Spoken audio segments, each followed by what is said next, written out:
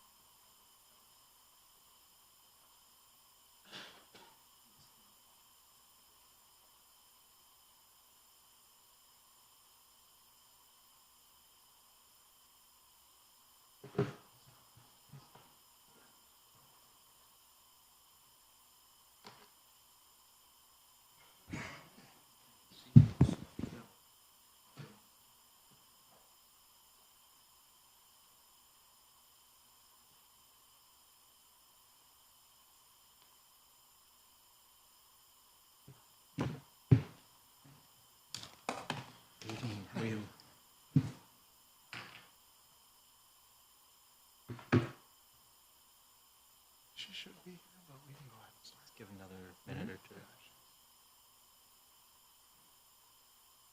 Good evening.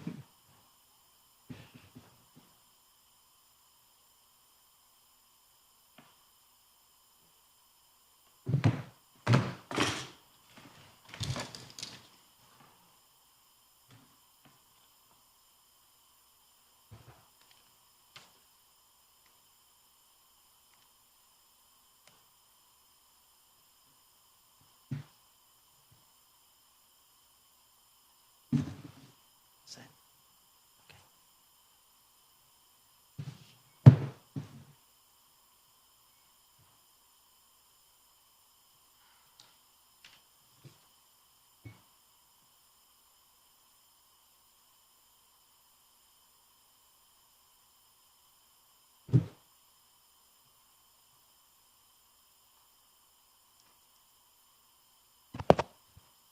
Good evening, everyone, and welcome to this meeting of the Syracuse Planning Commission. We'll start our public hearings in just a moment, but first we'll take action on the minutes of our last meeting in June 17th. The minutes have been distributed to the commission members, and I'm asking now if there's a motion for action on those June 17 minutes. Move approval of the minutes. Second? Discussion on the motion? All those in favor, please indicate by saying aye. Aye. Those opposed, saying nay. Any abstentions? Our minutes are approved for June 17th. And we'll move into the public hearing section of our meeting, which is most of our meeting. Before we do that, could you just announce the one change in the agenda in case someone's here for that? We won't hold them Yes. longer. The first new business item originally on the agenda is PS-24-01. It was for a designation of a protected site at 727 Comstock Avenue. This item has been withdrawn for this evening. We will revisit that at a later date. Thank you. So that brings us to the next new business item on the agenda. It's a re-subdivision, R-24-33 at 402-04 Bradley Street and 1211 and 1213 West Onondaga Street. The applicant is the Greater Syracuse Property Development Corporation. This lies within the R5 zone district. And as the applicant is coming forward to the podium, or I hope they are, let me just mention a few things by way of process for the public hearings. As each application is announced, such as the one you just heard, we ask that the applicant or the representative come to the podium, provide a brief summary of the application involved, and then following questions from the commission members, we will ask members of the public who wish to speak in favor of the application to do so. And then we will offer an opportunity for members of the public who wish to speak in opposition to the application to do that. Whether you're speaking for or against, we ask that you provide your name and address for the record, and then keep your comments to about 3 minutes in length. So with that, we perhaps don't have a representative for the first application here this Yeah, they evening had yet. confirmed that they were coming, so I guess we can hold this open until the next meeting, and if they make an Or they might appearance show up later. later tonight, we can Sure. move it to the end of the agenda, but I think we can move on unless anybody's here from the land bank. Next up would also be a re-subdivision. This is at 250-52 and 256-58 Holland Street. This lies within the R2 zone district.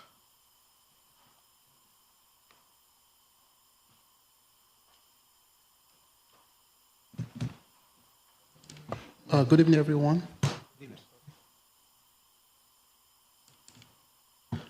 My name is Thomas Hansu. I'm the owner of the 250 Harlan Street. So my main purpose of trying to do the subdivision, Speak into the microphone, please. my main Thank you. purpose of trying to do the subdivision is I have a 2-unit house there. So I'm trying to do the driveway so that the tenant can park, side by side instead of behind each other, calling each other to move the car. And secondly, I'm trying to make a space for my kids to be able to play around because my son likes to play basketball. So that's why I'm trying to do the subdivision to match the property together. Okay, and that's the summary of the proposal, correct? Yes. Okay, thank you. Thank you. Do the commission members have any questions for the applicant? No, I'm all set. Thank you. Are there individuals who would like to speak in favor of this application? If so, please come to the podium, provide your name, address, and your comments. Is there anyone who wishes to speak in opposition to the application? Please come forward. Staff would note that we did receive a written correspondence in favor of this application. So noted. Thank you. And we apparently have no in-person comments for this, so we can close public comment on this application. Before we turn to consider seeker and further action, any staff information that is relevant for this, to this application? No, nothing beyond what's listed in the staff report. Great. In that case, is there a motion for seeker action on this re-subdivision, R2438? Go forward. Yes. Wants to review the short EAF Part 1 that's in your packet? Yes. Yes. All right, is everyone, for all of the items tonight, I just want to ask you if you are familiar with the questions of the short EAF Part 2, which are the ones that you fill out?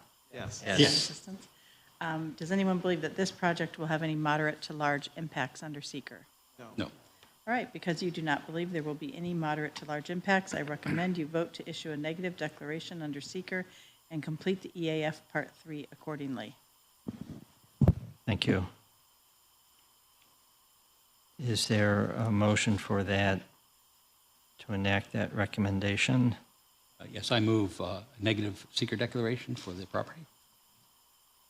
Second. And discussion on the seeker motion? If not, all in favor, please indicate by saying aye. Aye. Those opposed indicate by saying nay. Any abstentions? The seeker motion is approved. We may now consider action on the re-subdivision as proposed by itself.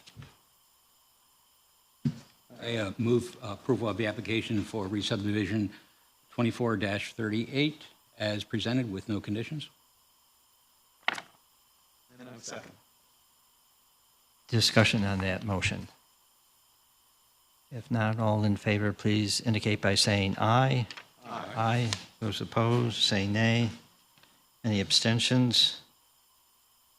R 2438 is approved. We move to our next re-subdivision. No, excuse me, special use permit. Correction. Yes, next up is a special use permit application. This is SP-24-14 at 1227 South Salina Street. This lies in the MX2 zone district. the applicant is here, please come forward.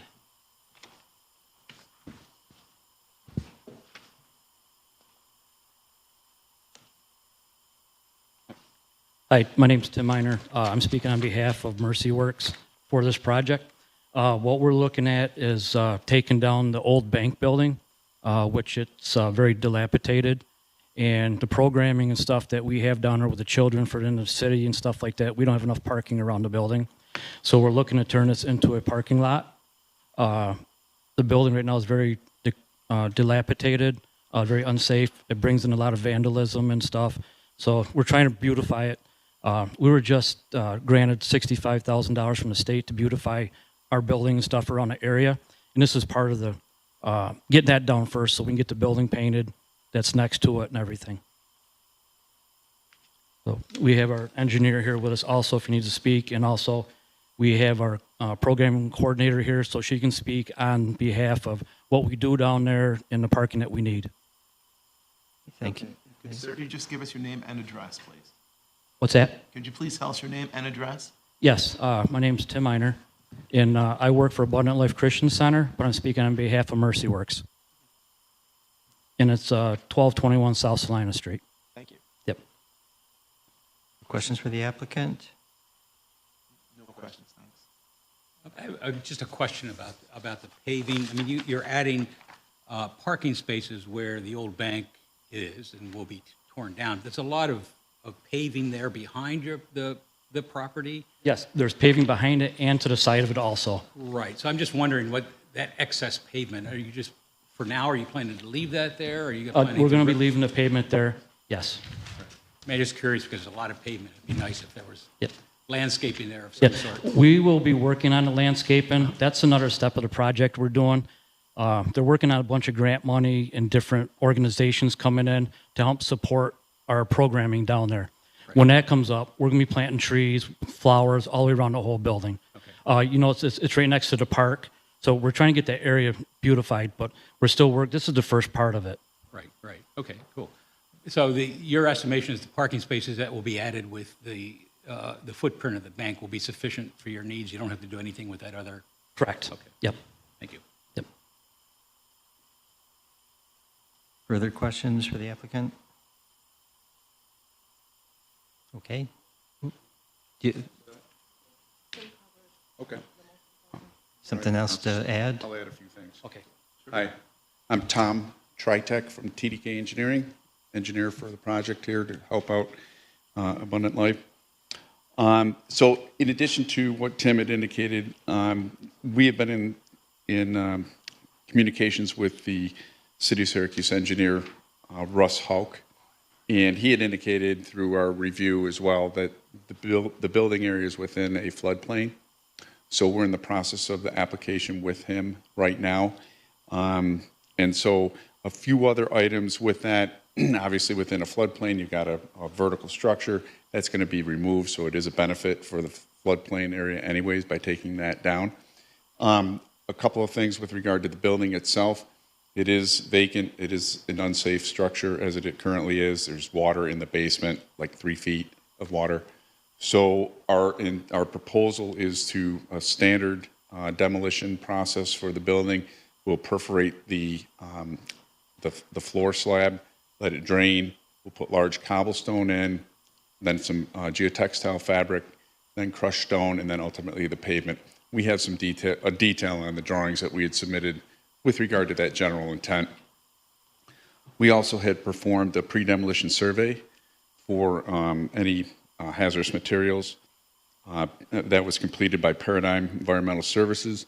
There was some asbestos-containing materials noted. It was abated by Sullivan, and the demolition contractor, Diversified Construction Services, is ready to go once approval has been received.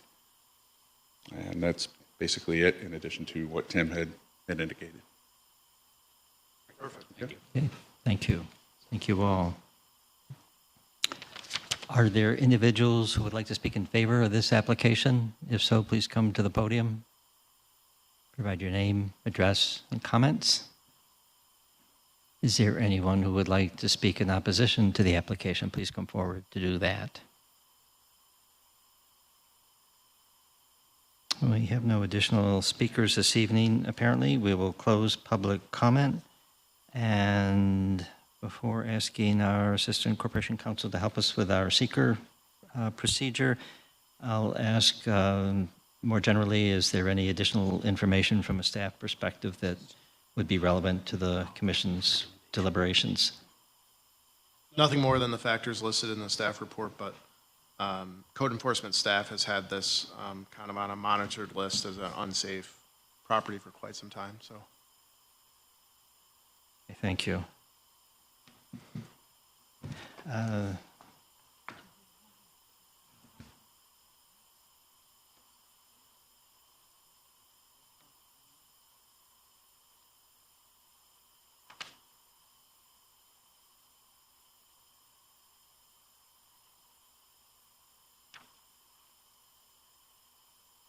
May we enlist your assistance with the seeker process, please? Has everybody had a chance to review the short EAF Part 1? Yes. We've discussed Part 2. Do you believe that this project will have any moderate to large impacts? No. Because you do not believe there will be any moderate to large impacts, I recommend you vote to issue a negative declaration under seeker and complete the EAF Part 3 accordingly. Thank you. Is there a motion to that effect?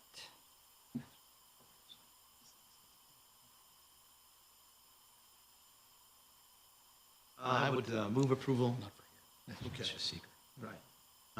For the purposes of seeker, I would move approval with a positive declaration for action by the Common Council. Sorry, with a negative declaration.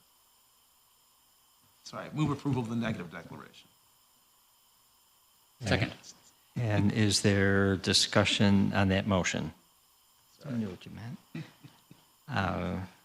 If there is no discussion, then all in favor, please indicate by saying aye. Aye. Aye. Those opposed, say nay. Any abstentions? Our seeker resolution is approved, and we may now proceed to act upon the special use permit itself, SP 2414.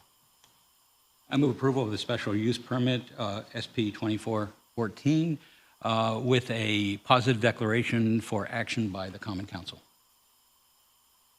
Thank you. Second. Thank you as well. Discussion on the motion, seeker motion before, no, on the special permit.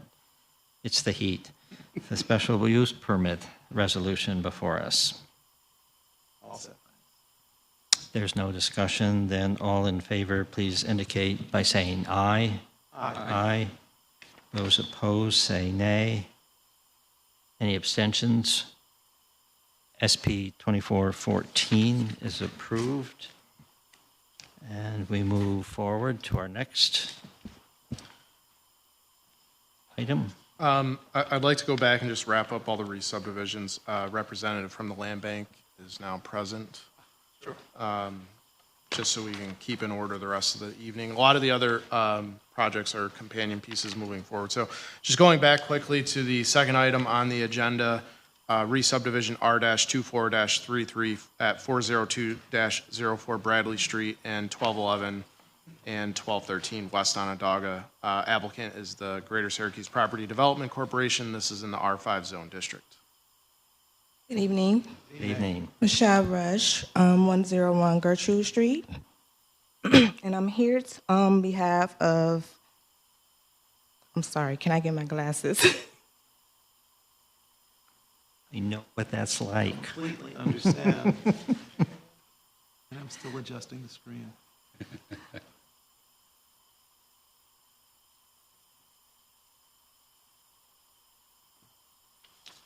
We have our total sympathy. So I'm here on behalf of Mr. Adam Martin. 1211 West Onondaga Street was acquired from the city in November 2026. The land bank demolished a single-family house in November 2023. Both adjacent parcels are investment properties. Mr. Martin, who owns the two-family house at 402-04 Bradley Street. His backyard is very small, and he would like to do landscaping and to acquire a fence, and add additional yard space for his tenants. I'm sorry, I'm so nervous. You're I'm fine. terrified of public speaking. Mr. Bailey of Temple 1108 LLC, he owns 1213 West Onondaga Street. He will also like to install fencing and expand his yard. And the following justification for the re-subdivision of these three parcels. Merging the parcels will ensure that the property owners will receive one tax bill and that the vacant lot does not become orphan again at a later date. It will make the process of applying for fence permits easier. This proposal offers the opportunity to put the vacant parcel back into taxable and productive use. The new property owners will assume responsibility for the properties, maintenance, and pay taxes on the land. This will help to stabilize and enhance the property values in their neighborhood. Thank you. Thank you. Are there questions for the applicant on this proposed re-subdivision? Thank you. Yeah, so you're just splitting the orphan property basically down the middle, is that correct? Yes, so the two will be splitting the property down the middle. Right, The lot at 1211, and will be Right. basically split. yeah. Any other questions for the applicant? Thank you. Okay, thank you. Are there individuals who would like to speak in favor of this application? If so, please come forward. Are there any individuals who wish to speak in opposition to the application? Please come to the podium. Provide your name, address, and comments. We have no additional speakers, it appears, so we'll close public comment. I turn to staff to ask if there are any additional information relevant to the application for the commission to consider. Just one of the factors, the main factors listed in the packet, just the two lots at 1211 and 1213 are non-conforming with lot size and dimensional standards in the R5 zone district, so. Thank you. In that instance, would you assist with our seeker process? Has everybody had a chance to review the short EAF Part 1? Yes. Does anyone believe this project will have any moderate to large impacts under seeker? No. Okay, because you do not believe there will be any moderate to large impacts, I recommend you vote to issue a negative declaration under seeker and complete the EAF Part 3 accordingly. Thank you. Is there a motion to that effect? I move a negative seeker declaration? Second. Discussion on the seeker motion? If there's no discussion, then all in favor, please indicate by saying aye. Aye. Those opposed, please say nay. Any abstentions? Seeker motion is approved. And we may now proceed to the re-subdivision per se, R2433.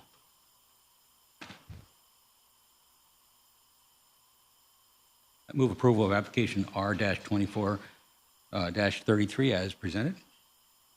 Second. Thank you. Discussion on that motion.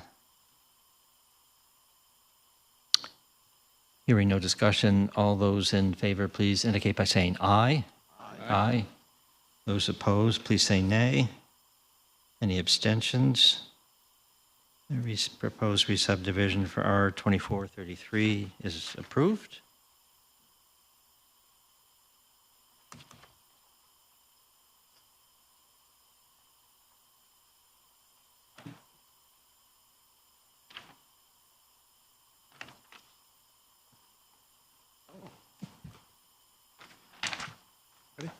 Ready. All right, moving forward, we're on page 2 of the agenda now. Next up is a major site plan review, MASPR-24-29. This is located at 600 Montgomery Street in Harrison. Owner applicant is Dash Davidson. This is in the MX5 zone district.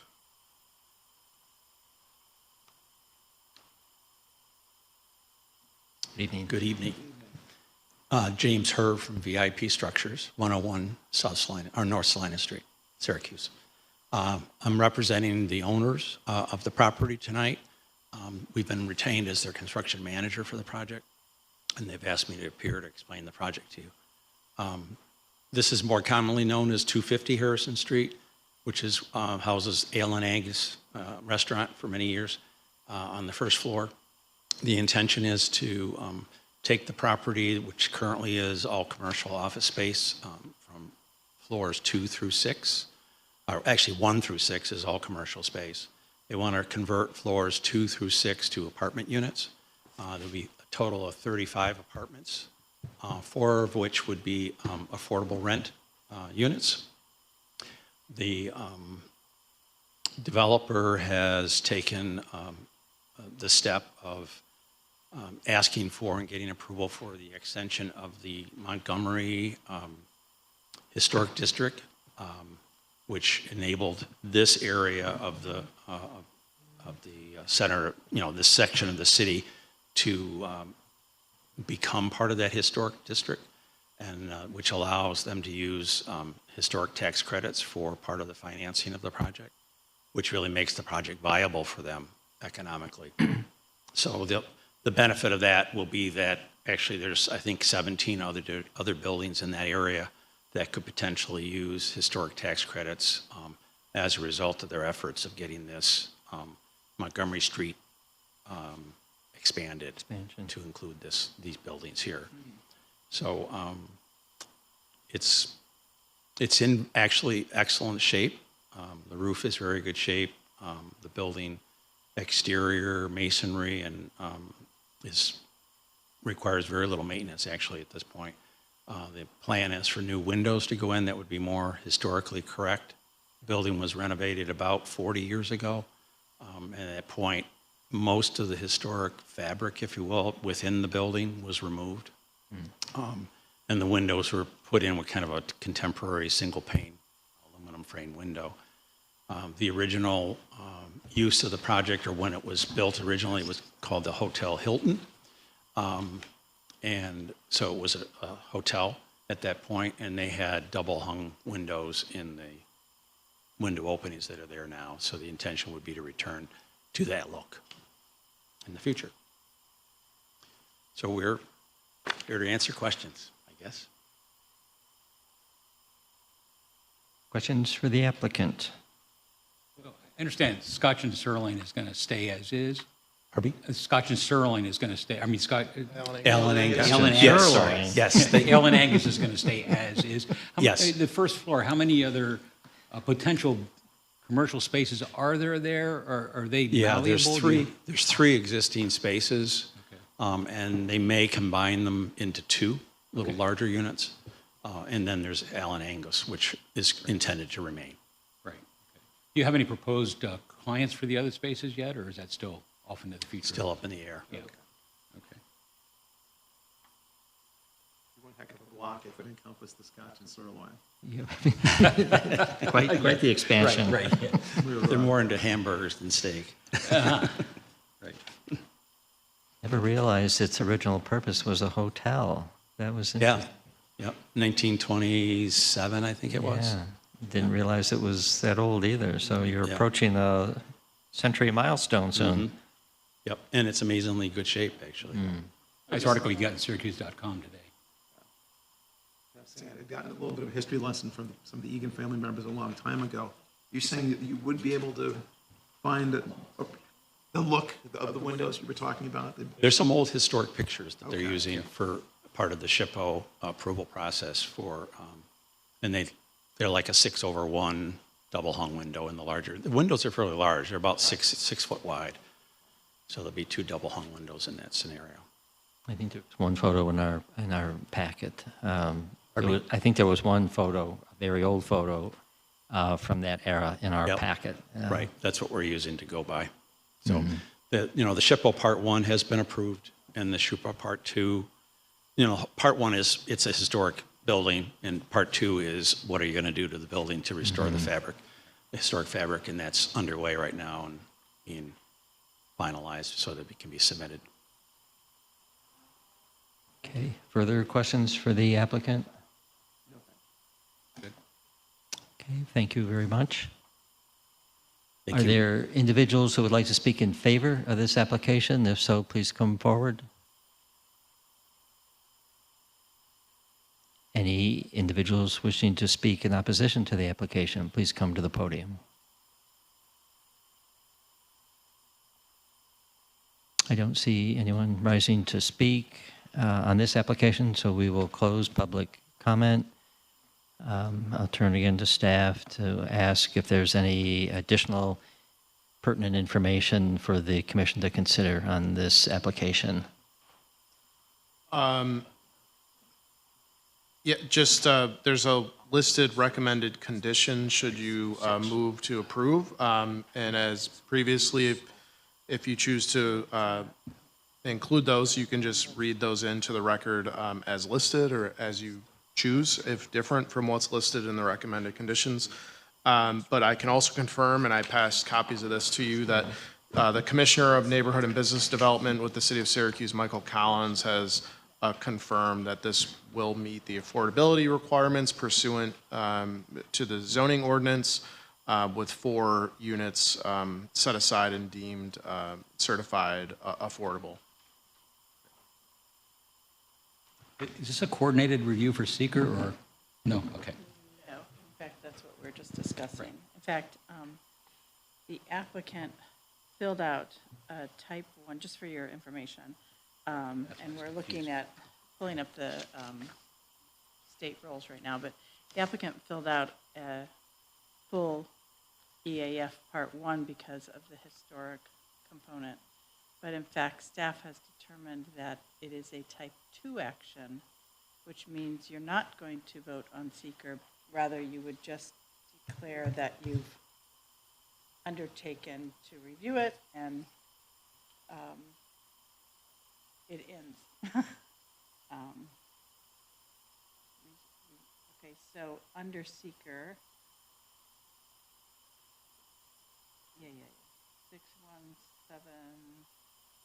617.5 type 2 actions which don't require any further review under seeker. 617 C18, I just want to get this on the record.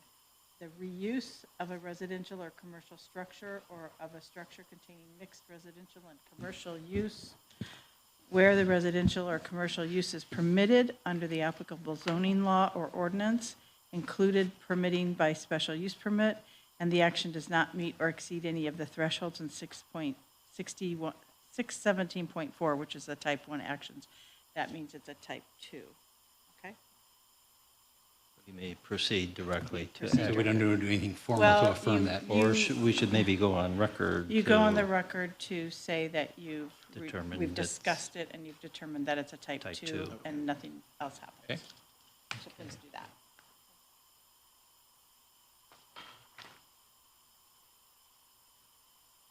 So let's do that step before we proceed further on the site plan review. Right.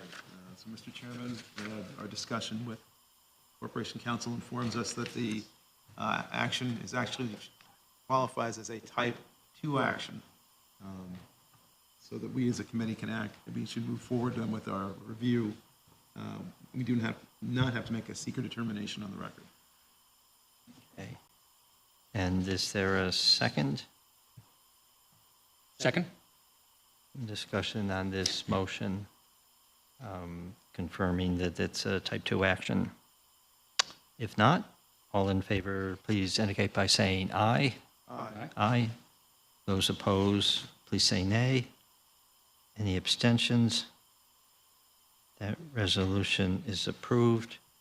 We may now consider the major site plan review for the project just outlined, and that's up on the screen currently.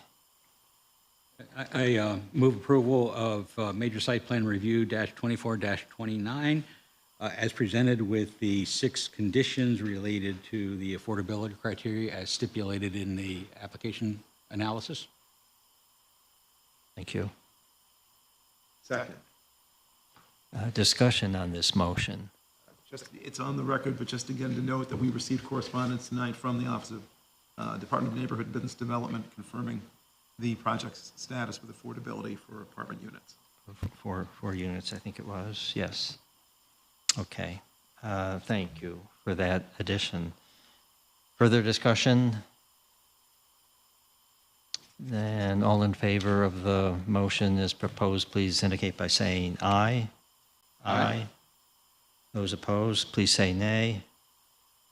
Any abstentions? Major site plan reviews completed for 600 Montgomery Street, MASPR 2429. We move to our next application. All right, next up, we have a couple of companion applications. This is for what we're titling Brighton Muse Interior Self-Storage Project.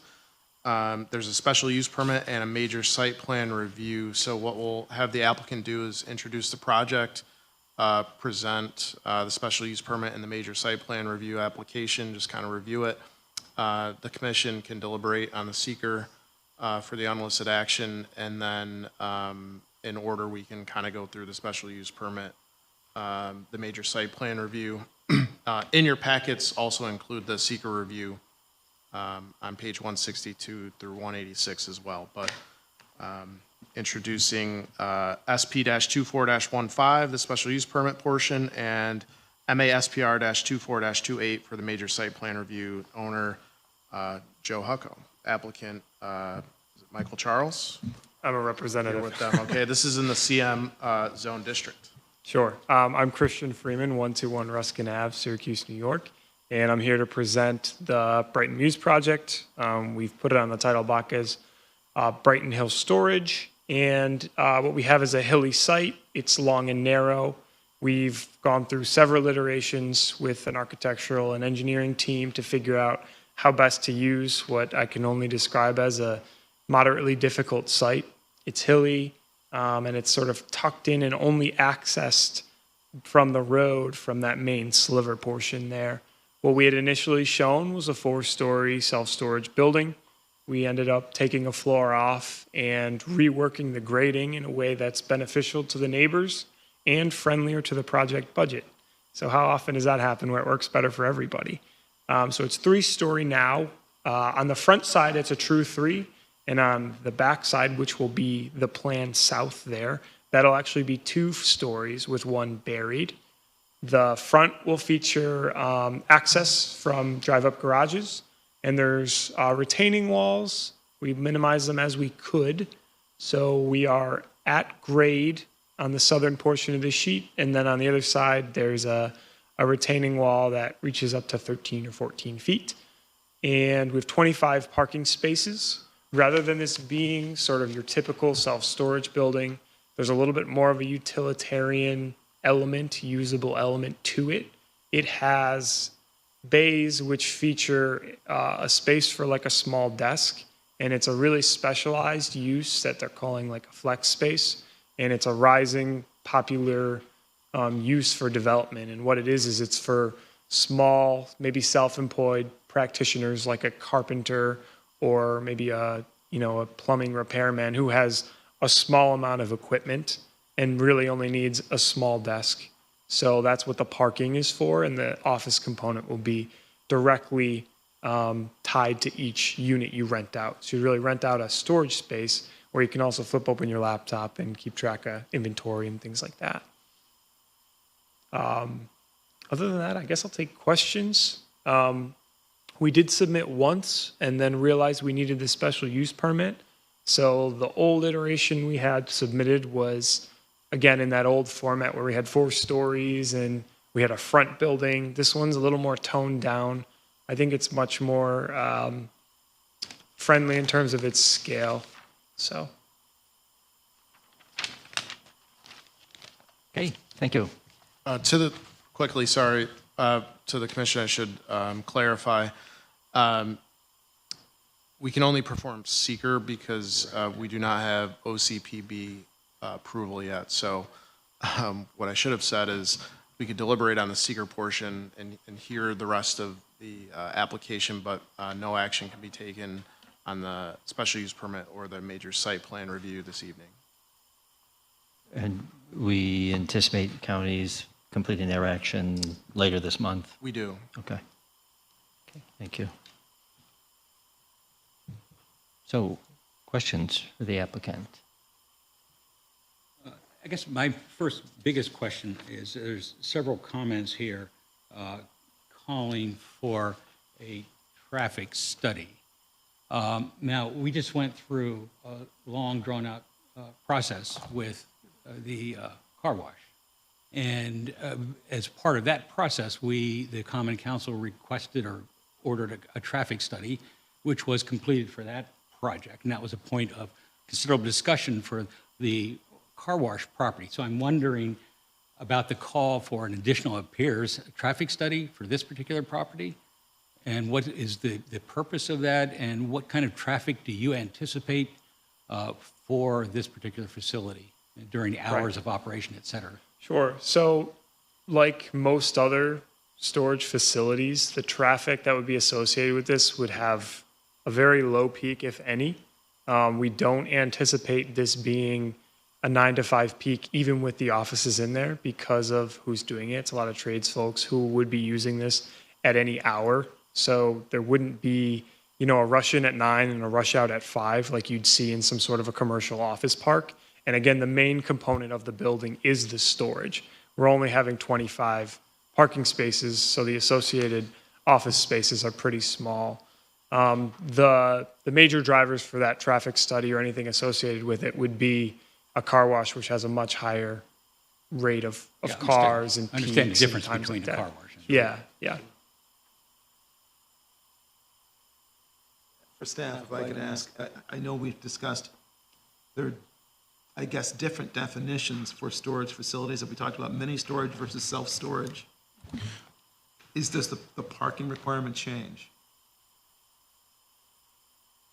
Does the parking requirement change for either of those facilities? Is that the I question? understand he's saying they're going to have 25, but I was wondering, would there really any, for our requirements, is there a greater number of parking spots required for this facility? No. Okay. Would be important for later. Okay. And this is just to clarify for the record, this is the self-storage that is a new definition that is the subject of a zoning administrator determination. It's not a mini storage. Thank you. Right, understood. No other questions, thanks. Additional questions for the applicant?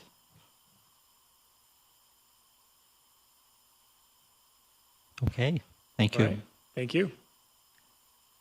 Are there individuals who would like to speak in favor of this application? If so, please come to the podium, provide your name, address, and comments. Is there anyone wishing to speak in opposition to the application? Please come forward and provide your name, address, and comments for the record. Kathleen Stribley, 360. I'm sorry, I'm just getting over COVID, so try to get my voice a little better. 316 Monticello Drive North, Syracuse. We anticipated this application a year ago when you were looking at the car wash, and now the car wash hasn't even begun, and now we're getting this, and we don't know what the combined impacts are going to be from these two facilities from this same owner. This is a radical change to the landscape, and it demonstrates that the owner applicant is shoving inappropriate use into an existing highly sloped and vegetated site adjacent to residential development. It's going to be deforestation, grading on the scale of a mining operation. The wall, I might have gotten my top of wall, bottom of wall elevation's a little off, but it's a very tall wall on the north side. Okay. Where we had planting from the previous project to buffer, we have no buffer now to the residential. The buffer will be completely removed to the residential area. In spite of these impacts, the applicant answers yes to the seeker question, is the proposed action consistent with the predominant character of the existing built or natural landscape? It's not consistent with the landscape. It's not consistent with anything to the south of it, and arguably to the north, maybe. The access drive involves a left-hand turn, which is very close to Lafayette Road. I've personally witnessed children walking from Kinney Drugs up that driveway to the apartments. This immediate left-hand turn will cause conflicts with pedestrians who are completely ignored in this plan and in the apartment building too. I assume there will be some type of on-site detention of stormwater, but I can't decipher it from the plans. I assume the city engineers will require compliance with that. I am resubmitting my comment that the re-subdivision in last year was an illegal segmentation of the environmental impact of this project. And I've said many times in the past, the city must study the cumulative effects of all the developments recently proposed and under construction in the Brighton, East Seneca Turnpike, Lafayette Road intersection by all governmental units. Unfortunately, this application and your approval will confirm that conditions will rapidly deteriorate in the future. Thank you. And I do have a printout. My printer wasn't working earlier. We have copies of July dated today. I added one comment. Okay. Thank you. Are there other individuals who wish to speak in opposition to the application? Please come forward. Michael Serafine, 5788 Wide Waters Parkway. I'm attorney representing the Greenwich Manor. I submitted a letter by email in opposition. I would just say, this is completely inconsistent with the neighborhood. It's a massive structure jammed on a tiny lot in between professional offices and completely residential area. There's no other property, similar to the use. A massive amount of the lot is going to be covered by building and paving.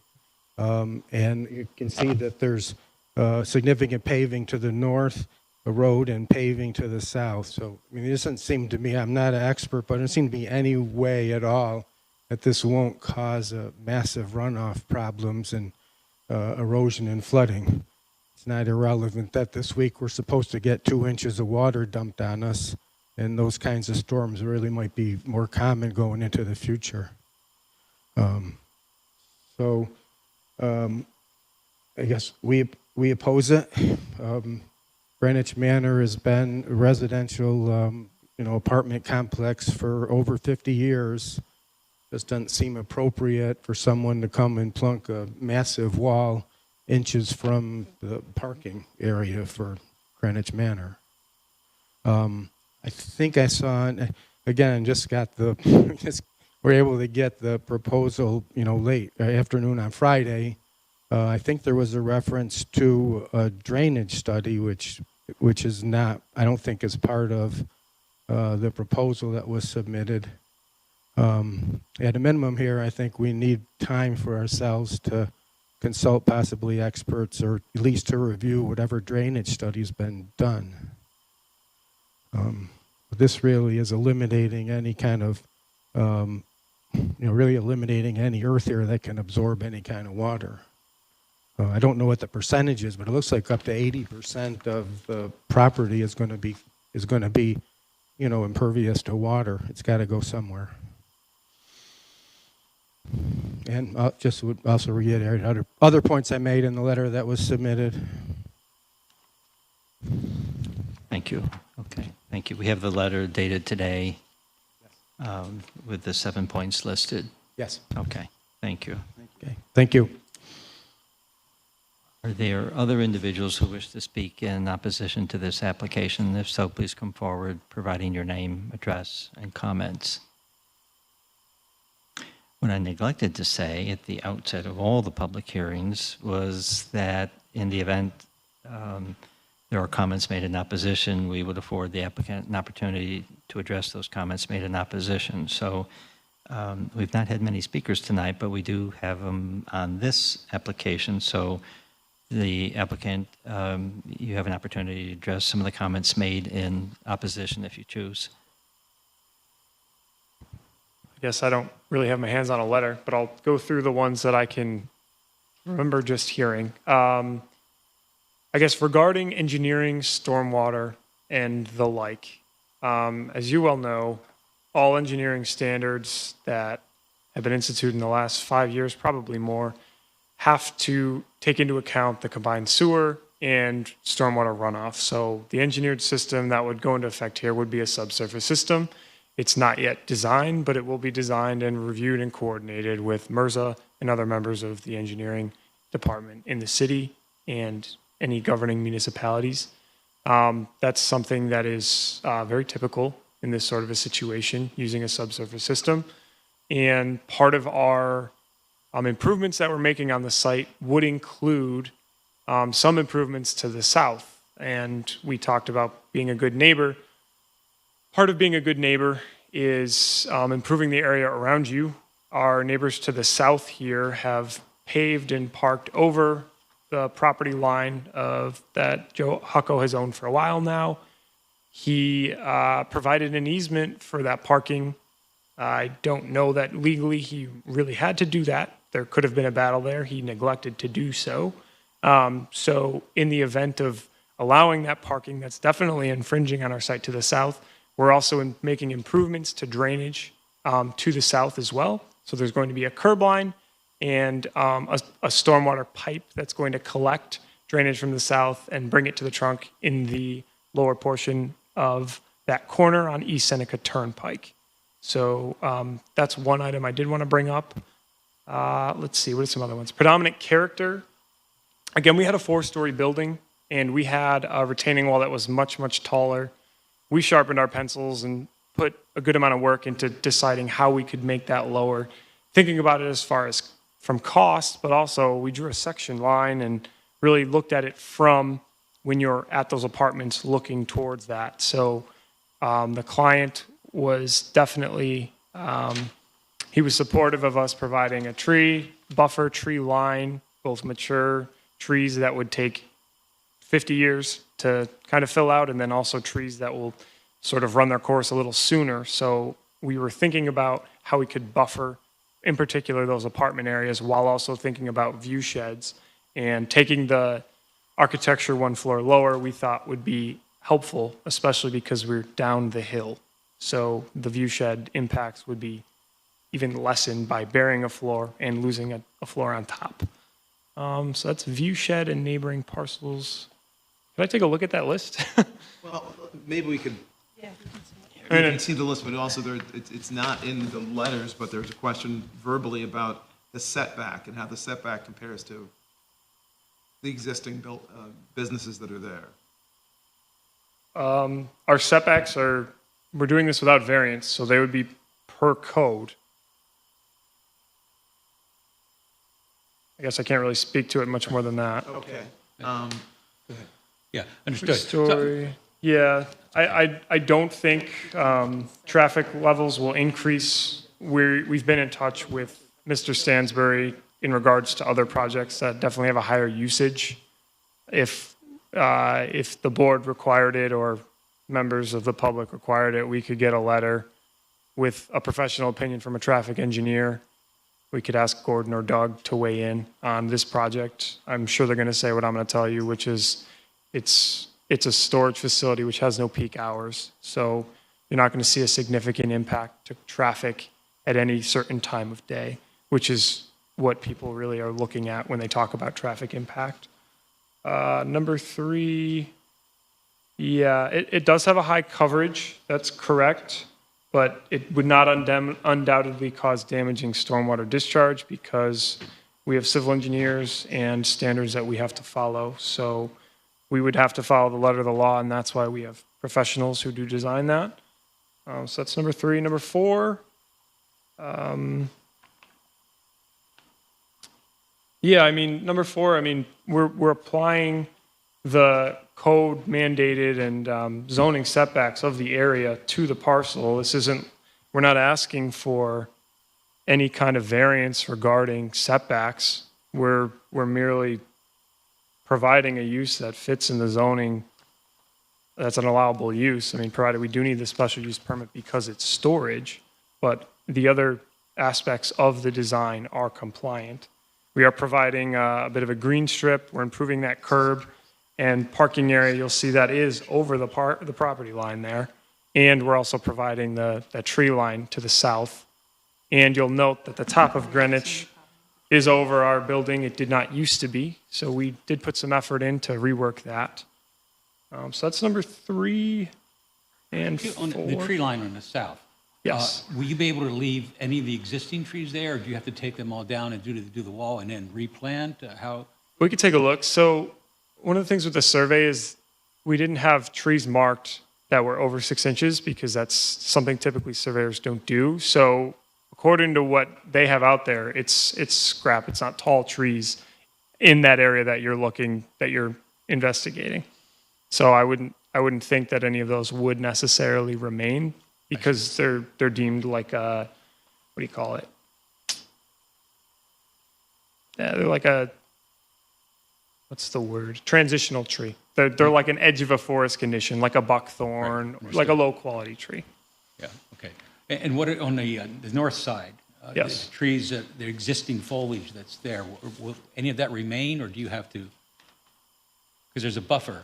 There is a buffer, and we're not grading all the way up to our wall, so there would be some room there to retain. Yes. Okay. I guess the ultimate suggestion or recommendation here would be that retain whatever you can in terms of Yes. the foliage, please. Understood. Yeah, and you'll note if you could just hold this.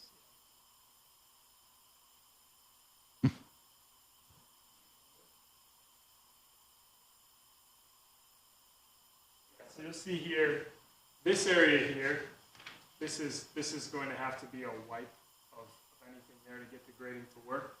We're marching up rather steeply and then having the drive come up here. And then in this area, we're at the 714 elevation, so we're flush with this building. But then around here, this side of the building is taller than this by 1 floor. So here you're really going up quickly, here you're really going up quickly. But over here, from here, and around to there, that could all remain. These contours are not proposed being changed. I mean, I'm not gonna walk back and say this isn't, a semi-invasive cut. This is earth moving, there's a lot going on here. I wouldn't call it, whatever it was. It's not a mining operation. There we go. It's not a mining operation. It's a 13-foot wall, but it is substantial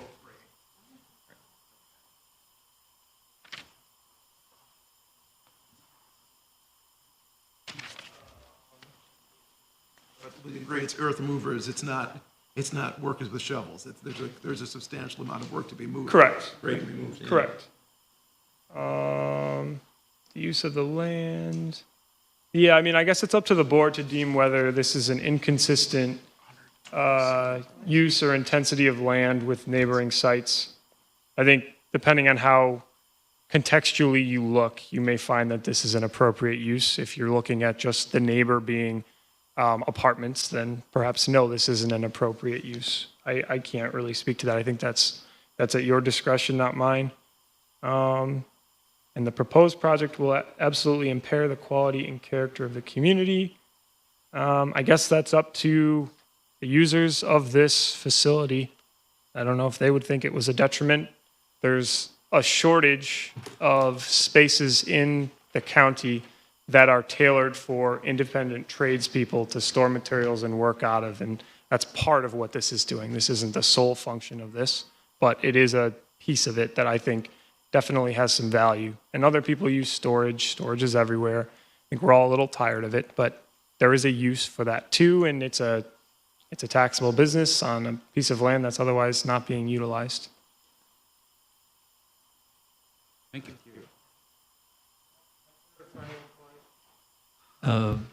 Briefly, very briefly, please. Please use the microphone. Please use the microphone. Your name again and The surveys of Greenwich Manor and Brighton Mews overlap by 10 feet. Paving been there for 50 years. Wasn't any question that we had adverse possession ownership of the paving regardless of a disagreement of surveyors of where that line was. Instead of litigation, we as a good neighbor accepted the easement so they could go ahead with the subdivision and the car wash.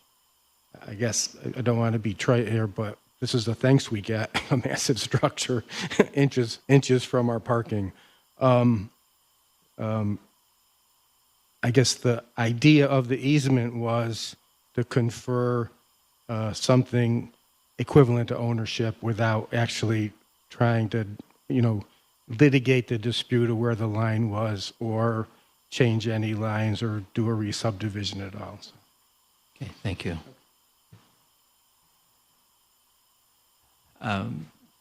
Sure. Come forward, please.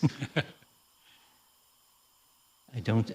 Joe Hucko, 120 East Washington Street, and thank you for the time. One thing that Christian may not be fully aware of is that this site was originally the dump, right, for the city of Syracuse, right? So the Brighton project next to it was the city dump, and this land was filled in. It wasn't at this elevation originally, so from a sustainability standpoint, it was all new fill, if you will, 50 years ago, or how many years ago that it occurred. So that's kind of the sustainable component of this. And I would like to say that when we first did this project many years ago, we were going to try to do a mixed use, and this building does speak to the mixed use capacity of it. And as far as sustainability, it's vertical, not using land that would be utilized normally in storage facilities. So we feel that it's a sustainable project as well. Thank you. Thank you.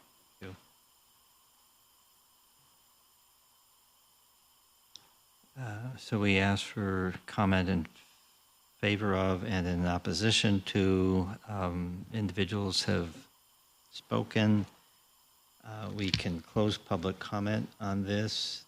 As noted earlier, the county has not yet acted, so this body will take no action on the site plan review this evening or official use permit, but seeker. Special Can I use. just ask for clarification, because we had some confusion about this before. So the public comment hearing has been closed tonight. We cannot act on the major site plan review, so that would have to be considered at the next meeting. Will there be a hearing open at the next meeting, or will we just be voting? The discussion and voting, I think the hearing was this evening. You can leave it open for additional comment if you wish. Hold the item open, or you can close public comment. And I have a couple other things I want to advise you about as well. So, and if you close public comment at that next meeting, you can also vote to reopen public comment. So it's allowed either way. It's just, you have to be deliberative about it. Right, understood. The other comment I want to make is that, with all due respect to Ms. Stribley, this is not segmentation under seeker. The property was re-subdivided. It's actually going to have a new address, 639 East Seneca Turnpike. So it is a separate property. What would not have been appropriate to review it along with the car wash under seeker. And then lastly, if you're not voting, there's a lot of discussion here about drainage impacts.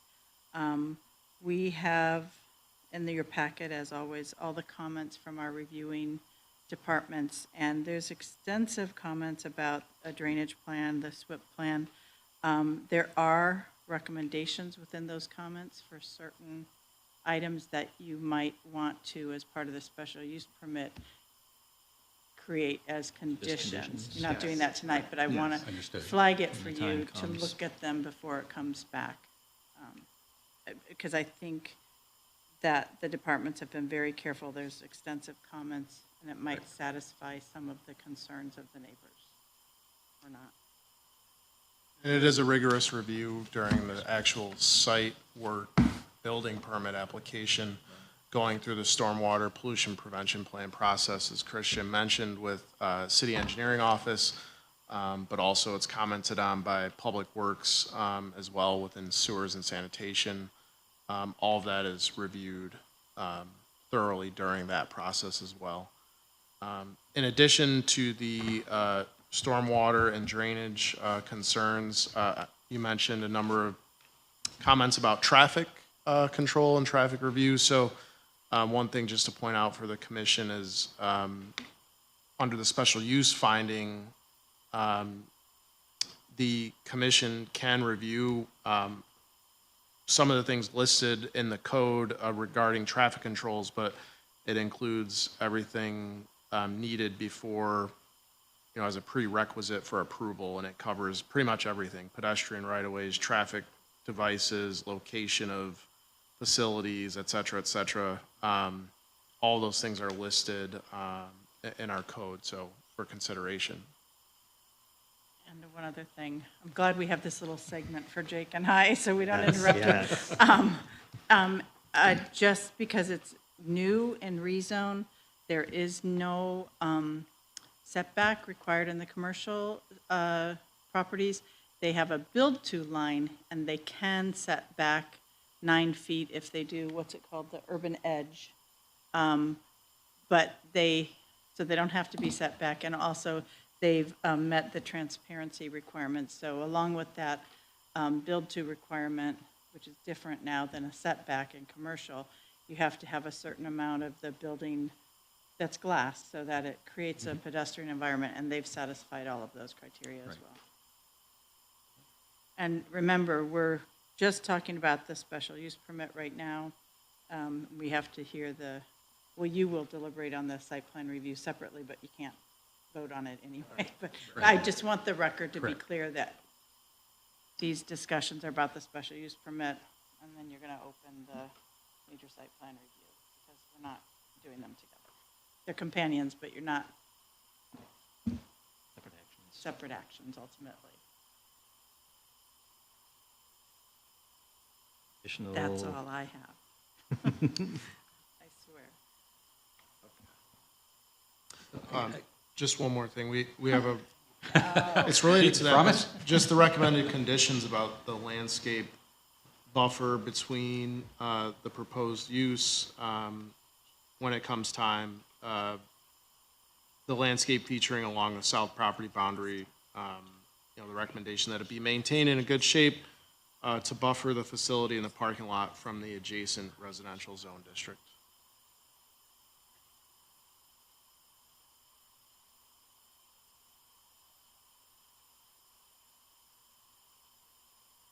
Staff will pull the conditions or suggested conditions out of those reviewing department recommendations to make it easier for you. I'm asking you to make sure you're familiar with it, but staff will pull them out and submit a revised staff report when it comes back. Thank you. And then to that end, you might want to just leave it open. Yeah, that's my sense. I guess I would like to move, given the potential for confusion, that we keep the hearing open for the next meeting. So I would make that as a motion. If that's required, then I'll The second. motion's not required. Oh, it's not? Okay, a just a prerogative decision of the chair? Okay. There's consensus, we will do just that. And be able to respond to additional information as it comes forward. Okay. So now for this evening, in terms of seeker review. You're not taking action, so we don't have to do it. We can wait till it comes back. It all in what might make I more think- sense. Yeah. I would just do seeker next time. Okay. On both items. Because you're not going to take action tonight on, Right. in any way, shape, or form, but you're just considering. You have to have seeker for an action. And there's no other review agency, so you don't need to open up the seeker like to go to the BZA or something like that. So you can leave that open as well, and we'll take it up. We would take that up first thing, maybe next. Yeah, part 1, 2, and 3 are page 219 through 231 in your packet. or excuse me, that was on the next one. They're on page, 162, 162 to 186. 85, and 186. thank you. Yeah, and you can just, I don't think you have to have more discussion on the major site plan review. You can just say you're holding it open like this one. Would you advise us to do a motion for that as well, so we're... Hold it open? Yeah. Well, that's the chair's prerogative, so you don't have to have a motion. You didn't move, you can't, so that's an action. So the chair's prerogative is an action. So I prefer that you, absent seeker, that you just exercise your prerogative to hold it open rather than close the public comment. Well, Whatever you guys wish, but it doesn't I'd need a like to vote. exercise that option, but I'd like to do it collaboratively and Okay. in concert with my colleagues, and I'm gathering that there's consensus to do just that. Yes, thank you. For the major site plan review as well, so, okay. Any additional discussion while we're on this item? Just that, For we'll this certainly evening take and- what's been considered on the record for the companion. Even though we consider them separately, we certainly take everything that's been said tonight and by staff and by the presenter and by the public. We certainly take all that into consideration when we come back. And we will have our fourth colleague with us, I believe, at the next meeting as well, so, okay. Onward. Moving on, similarly, we have a number of companion applications for this next project titled Cuse Cars. It includes a re-subdivision, special use permit, and a major site plan review. This is 1601 Lemoyne Ave. Similarly, again, the applicant kind of introduced the project, present the special use permit application, major site plan review application, and a re-sub application. We can deliberate on seeker. But again, this is for automobile repair light and their proposal for this project. So introducing the owner is Michael Pierce of Cuse Cars, and Daniel Manning and Jared McCormick are also representing them. This lies within the MX3 zone district.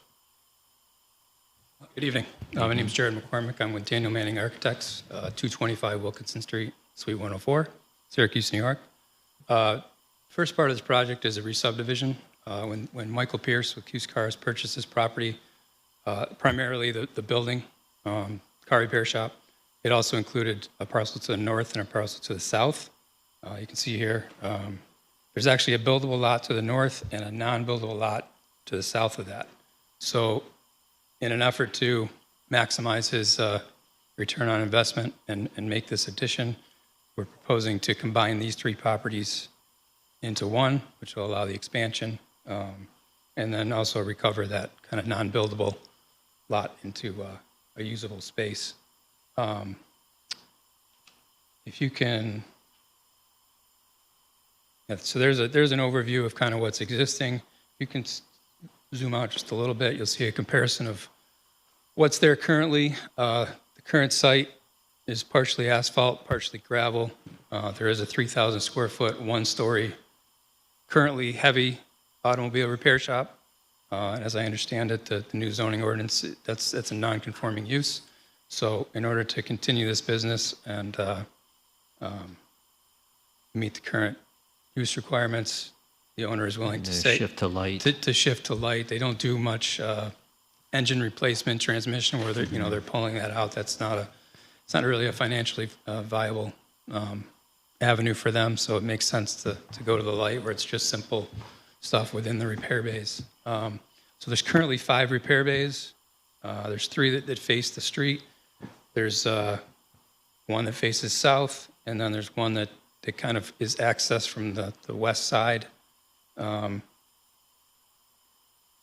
Of those 5, they'll remain in place, and we're adding approximately 2,900 square feet, adding 4 repair bays, 3 to the north. One of the primary factors of this is to get an alignment bay, which allows him to do, the brakes, the tires, the things of that nature, of that light duty service. And again, that's facing the south, maintaining access to kind of a centralized service bay, labeled Service Bay 5.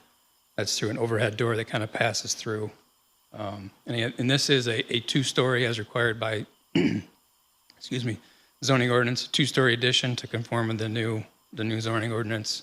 The existing building remained one story, but this new part would be a two-story with upper floor being space for employee, break room and space, lockers, storage, office, and kind of add the support space to run a 9-bay repair garage.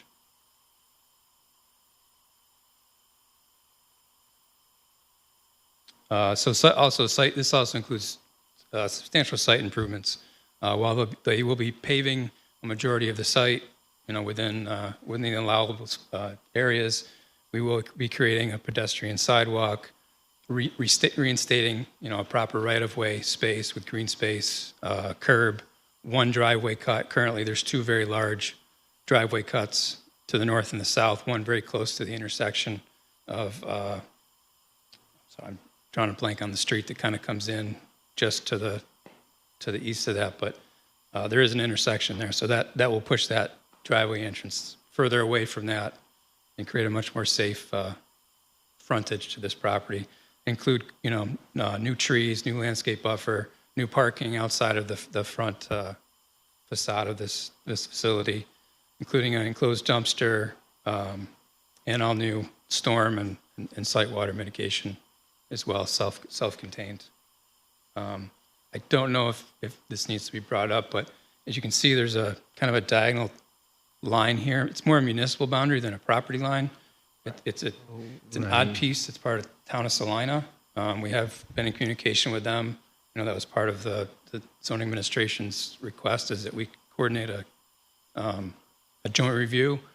We brought this to them, and they basically deferred to the city of Syracuse to say, whatever you guys are approved, they have no. I don't know if you received anything from them, from Mark, in favor. If you didn't, he was supposed to provide. It looks as though it's a rather tiny percentage of the whole site that's my that's in question, because Salina. the comment, the Onondaga County Planning Board doesn't have any comment except that there needs to be a coordinated review with the town of Salina. So I'm just wondering, can we act, because we don't have that yet, or do we have anything formally? Do we have anything? Because I haven't seen it, there's nothing in the packet. No, I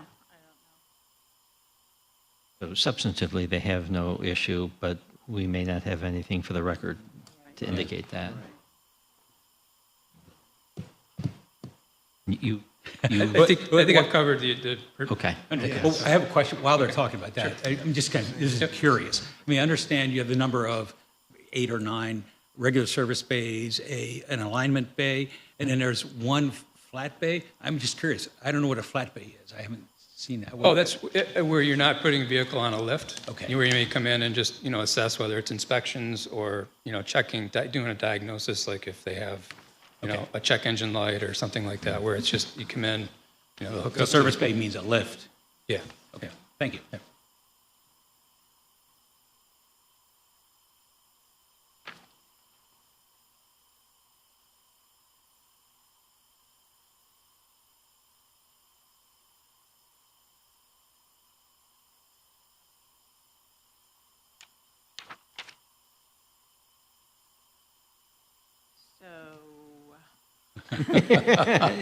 You throw us a curveball. Sorry. Yeah, this property line issue is interesting. We did seek counsel from town of Salina. They did not dot the i's or cross the t's. They didn't have a substantive issue with it, but I think we need to have a letter from them, since it's under seeker, actually a coordinated review. We will grow our agenda for next time. And I would make the same comment for the special use permit, that there are extensive comments from our department review agencies, some of which have explicit recommendations for what they would like to see, and to the extent that those aren't added in the conditions right now, I would ask you to consider them and staff to add them to a revised staff report that has all of those recommendations in, if they warrant inclusion as a condition. I mean, the next that's the meeting. whole point of a special use permit is that it's a permitted use, but it's a use that needs higher scrutiny, and the way you regulate that scrutiny is with conditions. Yes. So the bottom line here is, we're not going to be able to act upon these items tonight through no fault of your own, but because it's involving a second jurisdiction. And even though we believe what you said, that they have no problem with this, and they're deferring essentially to the city of Syracuse, because a tiny piece of this does fall under the town of Salina, we need to be diligent about their sign off and their concurrence in this officially. So rather than just, we have no problem with it, to get it in writing. So You could do the resub tonight, but if you're taking the whole thing up again. yeah, I think it makes sense to do this. There's no way to do that as a condition of approval? There's no way to do that as a condition of approval? Normally, we could, but under seeker, we can't, it's technically a coordinated review, so we can't. If we had that letter and there was some issue, then they could do a conditional approval, but with seeker, we can't really, it's kind of like if we had to send something to the county, they literally can't act until we hear from Understood. them.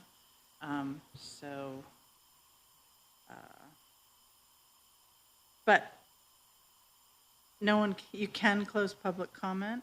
You can not hold it open in the sense that you can close the public comment and come back and we vote And next time. deliberate, So- vote. It Yeah. would be old business up front, Yep, and we could yep, proceed. Yeah. yep. I think that's the way we're There'll going be to a have. revised staff report to address Right. the conditions, and I would, I know you read the packets, but pay close attention, because if it's revised, that means there'll be some changes. They're not huge recommendations, but I do see some, and I didn't compare them to the staff conditions, so there may be some others. So in the spirit of reading carefully, I do have a question. On page 201, under the staff analysis, the recommended approval conditions, item number 1 states the proposed light auto repair shop shall not involve the works related to engines, transmissions, bodies, and framework. Statement was a little bit confusing to me, because that should be removal. I don't understand what the word works means in this context, because it's the removal that's prohibited. Obviously, you're able to work on engines, you're able to work on transmissions, as long as they're not removed. Well, I don't know. Yeah, we're differentiating the use of heavy and light Right. to just be clear that it cannot be heavy. Right, so shouldn't the term works be removal, works related, or works related to It's not- removal? The technical definition, Commissioner Lentz, is Okay, No, I'm going to read it to you. So the way the code defines light and heavy is by saying what is heavy in the definition of light. right, Okay, so understood. light is utilization of a building or portion thereof for maintenance and servicing of vehicles, including repairs that do not require removal of engines or transmissions or require body or framework. So obviously, they don't mean removal, they mean removal of engines or transmissions. You can't do body work, you can't do framework, or dismantle a car. Can't have outside storage of vehicle hulks. All of those are in the recommendations. I think you're right about the word. It's a little unclear to me, like, I don't know anything about cars, so I don't know if you have to remove an engine to work on it. No, you don't. When No, I not go to for my car for a tune-up service. or whatever, Oh, right. yeah, I mean, And you touch the obviously, they engine. need to be able to do service on engines and Yeah, transmissions. yeah. So you're that's why correct. it seemed a So misleading that misleading condition sentence to needs me. to be changed to removal. Because the issue is the toxins that could leak in a Right, removal. right. So it should say removal. Right. It should parrot the definition clearly, removal of engines or transmissions, or the framework or bodywork, not removal of them. Bodywork and framework is not allowed, removal of engines and transmissions. Yes, thank you, Barry. Right, okay. So while you are here, we should ask, are there additional questions that the applicant can address this evening? All set, thank you. Barry, anything else? No, I'm good. Okay. And what we additionally can do this evening, to shorten a little bit the next time, is we will, since we have no additional questions for you, we will invite public comment and see if anyone wishes to speak either way on this. If there are comments in opposition, you'll have an opportunity to address those. And I think we can complete that part this evening. I don't see a lot of people left, but who knows who might want to speak. Thank you. And we'll be that much closer the next time. And just clarify that you're seeking public comment on any of the 3 companion items. Yes, You that's would- right. You would deliberate separately, but you can solicit public comment on all 3. Yes. So at this point, I would invite anyone who wishes to speak in favor of either the re-subdivision, the special use permit, or the site plan review for this project to come forward and provide your comments at the podium after giving your name and address for the record. So anyone wishing to speak in favor of any of these 3 related but yet distinct projects, steps, please come forward. Is there anyone who wishes to speak in opposition to this project, any of the 3 components, re-subdivision, special use permit, or major site plan review? Please come to the podium to offer your comments. So we have no one tonight to speak in favor of or in opposition to. We're at liberty now to close public comment on this, and we will carry these over to our next meeting, which will be in late July, 3 weeks from tonight. And that should give us sufficient time to get what we need from the town of Salina, and then we'll be in a good position to proceed. Thank you, and That's something we need to, No, that's, they need yeah, to. okay. yeah, the staff will take care of that. Okay, so we'll keep these open, and they will appear on our next agenda. And thank you for your patience. And we continue onward. Yes. Next up, 2 additional companion applications, a major site plan review and a special use permit. This is for Mango Brothers Realty Inc. Clinic. It's a major site plan review, MASPR-24-18 and SP-2410 for the special use permit at 2108-22 Erie Boulevard East. Hi, good evening. I'm Safura Usmani, the owner of the building. I'm here for the building special use permit. It is an office building which we are planning to turn into the medical facility. As you guys know that is the underserved area, and it helps the community if there will be a medical offices. And my architect, previously there was the concern regarding the parking, and he updated with the new plans to make it correction. Okay, so we have those updated plans? Okay, good.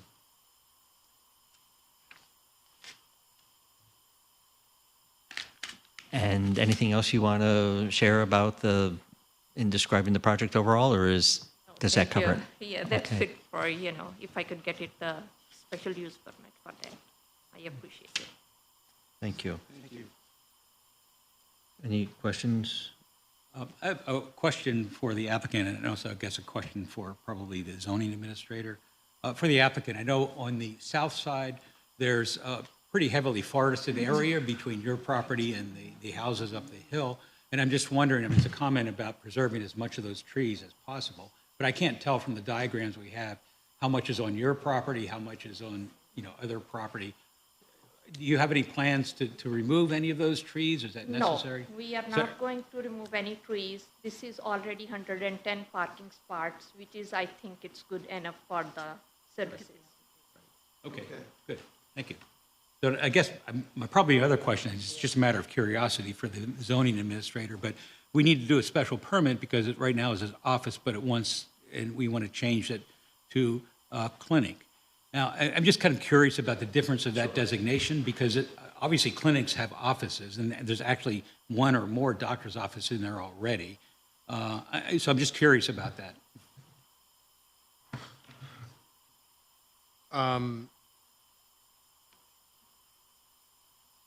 Give me a second.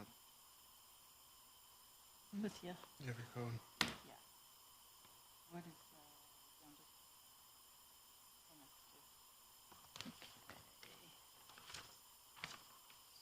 so,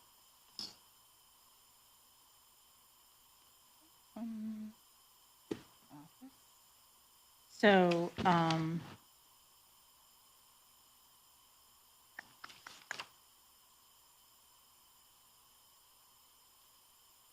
clinics and hospitals, which are a type of public institutional use. A clinic is considered a public institutional use? Well, Is that correct? because it's a public facility. Okay, I It's see. not institutional Ah. like So that's the distinction. civic center, but it's Got it. under Understood. that category. Okay. Or that classification for your mind. And When you said the word hospital, so we think of it as yeah, that. yeah. Yeah, it's yeah. a Access to clinic. the public. They do Access. stuff. It has access to the public, right? Whereas offices are not the case. Right. Okay, And understood. so they are only allowed by special use permit in MX2, whereas an office use, which would be Right. not open to the public, even a psychiatrist offer, you don't just get to waltz in and say, hey, I'm here to see you. So that's a difference. Okay, thank you.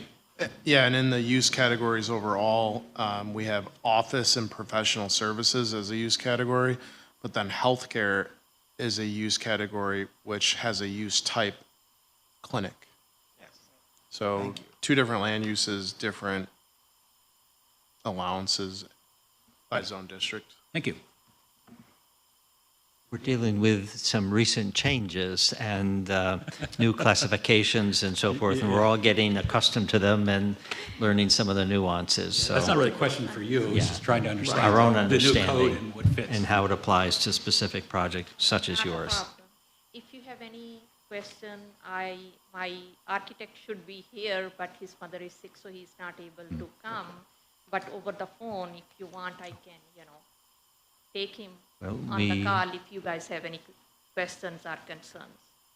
We've asked a few already, and we'll find out if there are any more questions. Good. No, I'm all set. Thank you. Okay, Thank you. that may not be necessary. We appreciate the offer. Thank you so much. So thank you for the presentation and the overview of your application.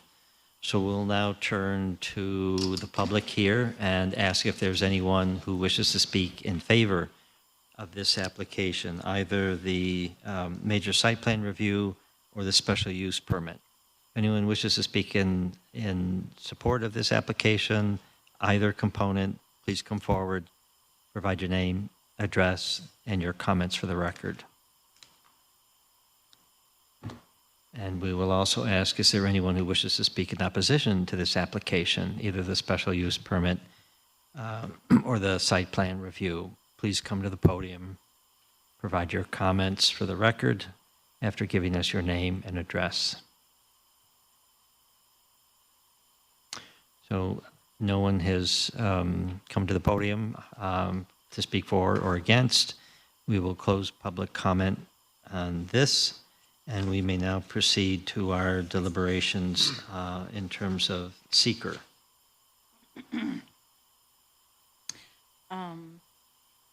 Before we do that, is this the place where you ask us if we have any comments? Yes. That's exactly the right place. Can we not ask So that? you're welcome to sit down while we continue. Make yourself comfortable. Afraid of us now. But I just want to point out the same thing. This one's one we can actually do, but I want to point out the same thing, and we'll do better in the future. But there are some, there's language in the departmental reviews that kind of come in the form of recommendations, or we want this to happen. So you can just blanket say that a condition is to follow any of the recommendations or conditions that are detailed by the review agencies or departments in the packet. We can do, Yeah, can you can reference do it that. that way. Yeah. Okay, okay, good. Now just. Right. Has everyone had a chance to review the short EAF Part 1? Yes. Yes. Do you believe this project will have any moderate to large impacts under seeker? No.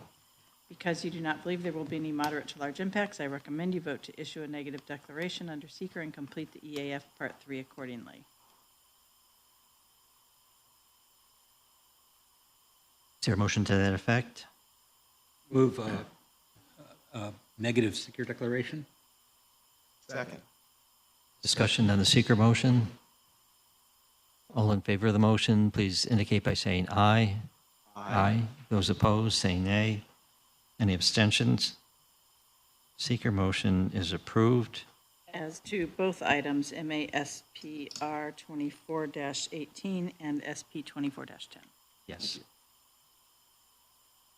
And now we may proceed to action on the major site plan review, MASPR 24-18. Is there a motion for action on this site plan review? Would move approval of the major site plan review, noting as we've had a discussion on the record. The parties have retained an architect. There's been a discussion with the departments. I'd ask that this motion, if we grant this motion tonight, we also include the conditions that are in the department reports in our packet. Thank you. Second? Discussion on the motion before us. If there's no discussion, all in favor, please indicate by saying aye. Aye. Those opposed, please say nay. Any abstentions? So the major site plan review for MASPR-2418 is approved. It leaves us with a special use permit, SP 24-10.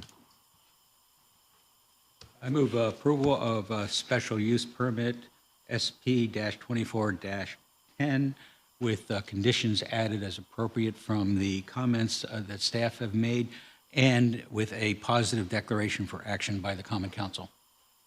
Thank you. And conditions in the staff report.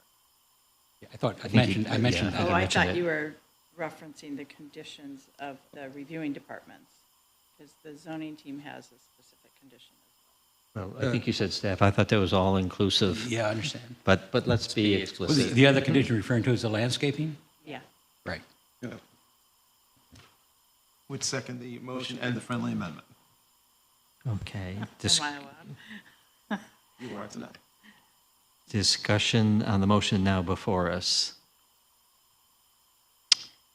There's no further discussion. All in favor, please indicate by saying aye. Aye. Aye. Those opposed, please say nay. Any abstentions? So the special use permit, SP 24-10, is approved with the conditions noted. And that concludes action on that project. Thank you very much.